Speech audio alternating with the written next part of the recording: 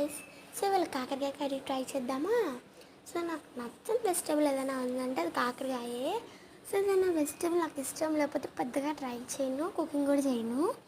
So అలాంటిది కాకరకాయ ఎందుకు చేస్తున్నారని మీకు డౌట్ రావచ్చు. సో మొన్నటి వరకు నచ్చదు, మొన్నటి నుంచి నచ్చింది. అంటే ఒక్కసారి మా మదర్ కాకరకాయని ఇలా ట్రై చేసి టేస్ట్ చేయించారు, చాలా బాగుంది.